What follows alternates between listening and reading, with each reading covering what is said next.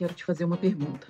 Quando foi a última vez que você acordou realmente descansado? Pois é, imagino que nem se lembre, né? A maioria das pessoas não se lembra. Aquela sensação boa de um corpo leve, relaxado, de energia, vontade de fazer várias coisas durante aquele dia.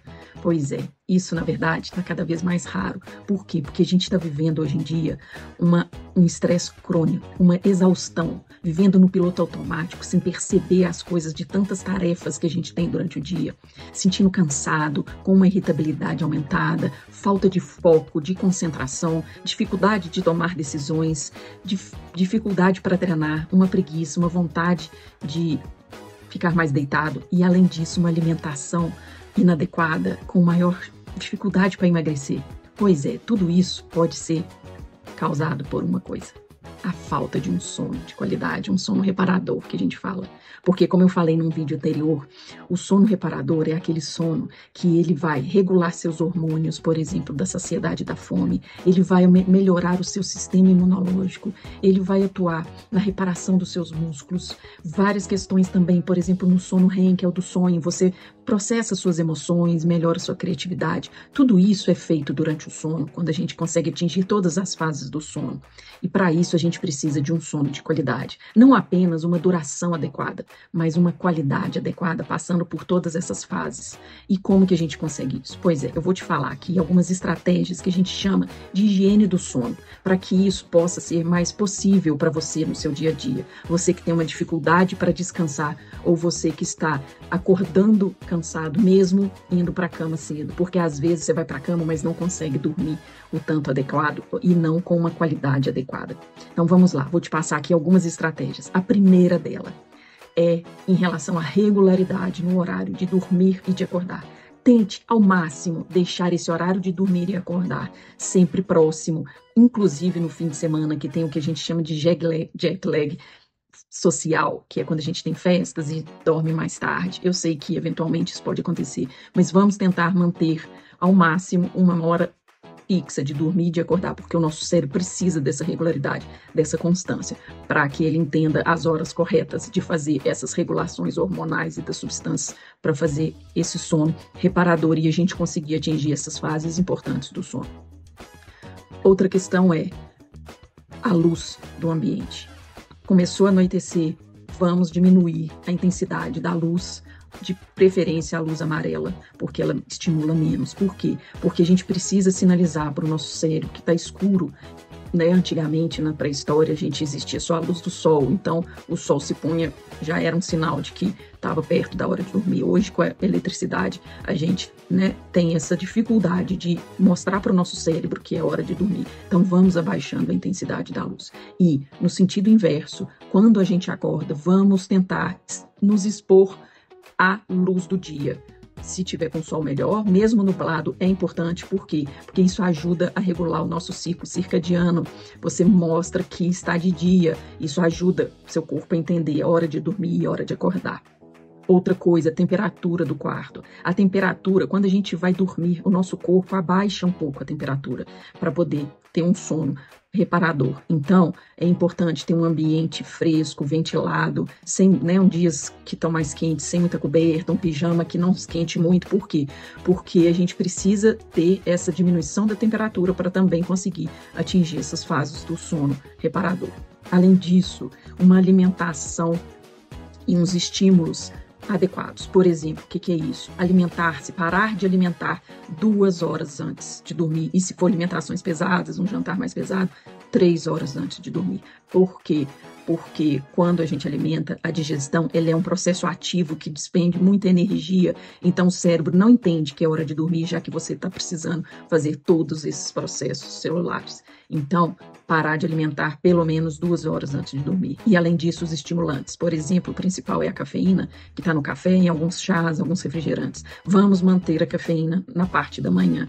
O ideal é que você pare de tomar 2 horas da tarde. Eu, por exemplo, paro meio-dia. Por quê? Porque eu bebo um pouco mais do que 1 ou 2 doses só. Então, eu tento parar meio-dia. Por quê? Porque aí eu vou ter certeza que grande parte ou quase toda a quantidade de cafeína já foi eliminada do meu sangue e isso pode fazer com que eu consiga dormir melhor.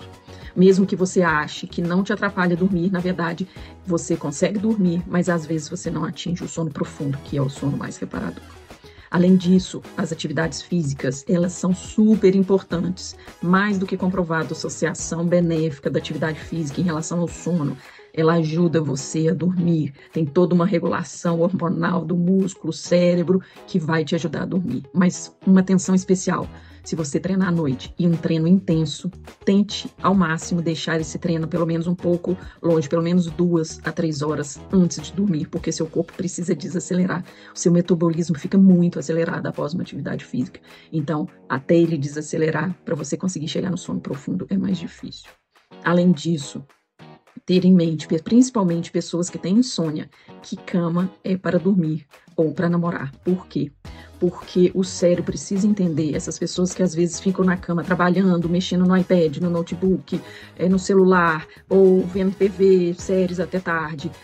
Tudo isso, o seu corpo tá ali na cama e de repente você só desliga, fecha o olho e acha que vai dormir. Não, então o sair de um local e ir para a cama e deixar a cama como um local de dormir, isso parece bobo, mas é uma forma de você informar para o seu cérebro. Eu deitei, aqui eu vou dormir. Então isso também ajuda. Outra questão e super importante são as rotinas para desacelerar.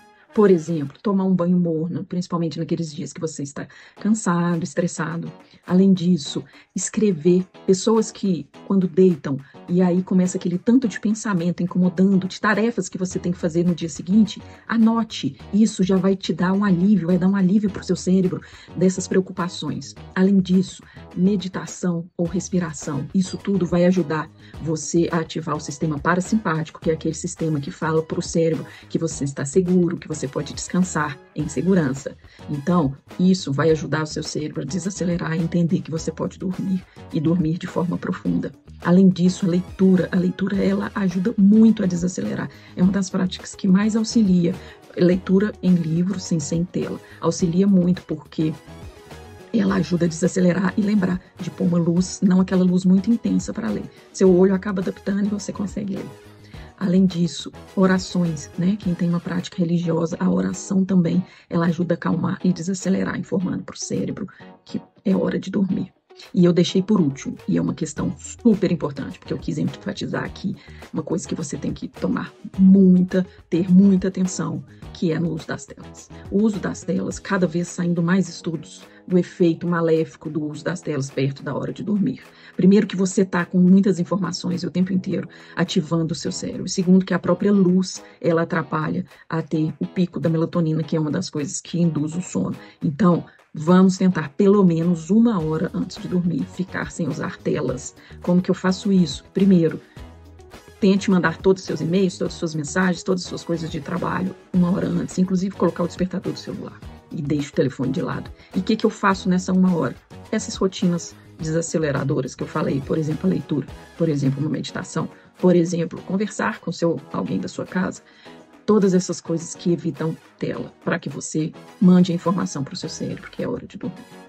E uma coisa que eu quero enfatizar aqui, isso tudo são medidas que ajudam pessoas que têm dificuldade para dormir e melhoram a qualidade do sono, até quem acha que não tem dificuldade. Com certeza você vai acordar mais descansado. Mas lembre-se, existem distúrbios do sono que merecem atenção de um especialista em medicina do sono, que, por exemplo, é a apneia obstrutiva do sono, que você tem pausas na respiração enquanto dorme, o ronco, isso às vezes a própria pessoa não percebe e é a pessoa, o parceiro, o companheiro de quarto que vai falar que a pessoa tem esses problemas. Além disso, síndrome das pernas inquietas, que é aquela dificuldade, né, vontade de estar sempre movimentando as pernas. Existem vários distúrbios do sono. E também uma insônia refratária com dificuldade em relação até a essas medidas que eu te passei. Então, qualquer dessas situações que está complicando, existe hoje a especialidade, a medicina do sono, que é para tratar esses distúrbios, porque o sono é importante sim. O sono não é luxo. Eu vi uma frase naquele livro Super Sono, do Dr. Gleison Guimarães, um colega médico, especialista em medicina do sono, e que ele fala, sono não é tudo, é apenas o que importa.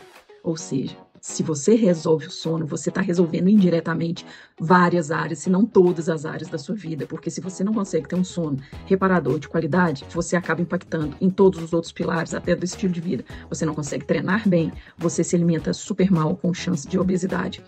você mantém o seu cortisol elevado com um estresse muito difícil, você tem tendência maior a consumir substâncias tóxicas.